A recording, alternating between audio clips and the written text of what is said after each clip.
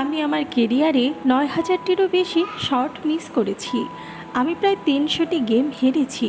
২৬ বার আমি খেলার বিজয়ী শট নিতে বিশ্বস্ত হয়েছি এবং মিস করেছি। আমি আমার জীবনে বারবার ব্যর্থ হয়েছি, আর সে কারণেই আমি সফল। আপনি যদি জীবনকে ভালোবাসেন তবে সময় নষ্ট করবেন না।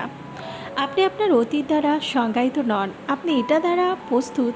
আপনি আরও শক্তিশালী, আরও অভিজ্ঞ, আর আপনার আত্মবিশ্বাস অনেক বেশি। আপনি যখন অন্য পরিকল্পনা করতে ব্যস্ত থাকেন তখন জীবিত হন। আপনি যে রাস্তা দিয়ে হাঁটছেন তা যদি আপনার পছন্দ না হয় তবে অন্য রাস্তা তৈরি করা শুরু করুন। সাহস সবসময় গর্জে ওঠে না, কখনো কখনো সাহস হলো দিনের শেষে ছোট্ট কণ্ঠস্বর যা বলে আমি আগামীকাল আবার চেষ্টা করব। আমি যেখানে যেতে চেয়েছিলাম সেখানে যেতে পারিনি, কিন্তু আমি মনে করি যেখানে আমার থাকা দরকার সেখানে আমি শেষ হয়ে গেছি। একটা সমস্যা হলো আপনার জন্য আপনার সেরাটা করার সুযোগ। আপনি যখন আপনার চিন্তা পরিবর্তন করেন তখন আপনার বিশ্বকেও পরিবর্তন করতে ভুলবেন না। আঘাত হলো এক ধরনের জ্বালানি। আপনার সাথে ঘটে যাওয়া সমস্ত ঘটনা আপনি নিয়ন্ত্রণ করতে পারবেন না, তবে আপনি তাদের দ্বারা হ্রাস না করার সিদ্ধান্ত নিতে পারেন। একসাথে ঢালাই করা অনেকগুলি বিভাজন দিয়ে জীবন তৈরি হয়। উচ্চাকাঙ্ক্ষা হলো সাফল্যের পথ, অধ্যাবসায় হলো বাহন যাতে আপনি পৌঁছেছেন।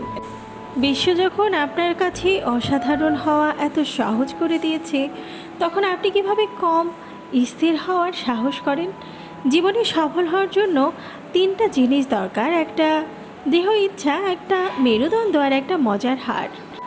আপনি যদি বড় কিছু করতে না পারেন তবে ছোট কাজগুলিকে ভালো করে শুরু করুন। ভালো বলার চাইতে ভালো করা উত্তম। আপনি বিশ্বে যে পরিবর্তন দেখতে চান তা হতে হবে।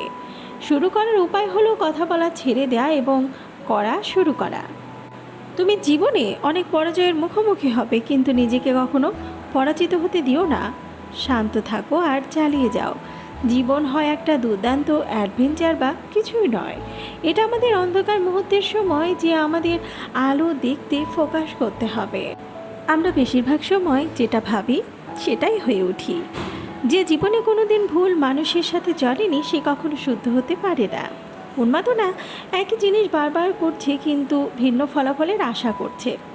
আপনি যতক্ষণ না থামেন ততক্ষণ আপনি কতটা ধীরে যান তা বিবেচ্য নয়। জীবিকা নির্বাহকে জীবন করতে বাধা দিও না। তোমার মাথায় বুদ্ধি আছে, তোমার পায়ে জুতা আছে, তুমি তোমার পথ তোমার পছন্দ মতো বেছে নিতে পারো। জীবনের কোনো সমস্যা সমাধানের জন্য নয়, বাস্তবতাকে অনুভব করতে হবে।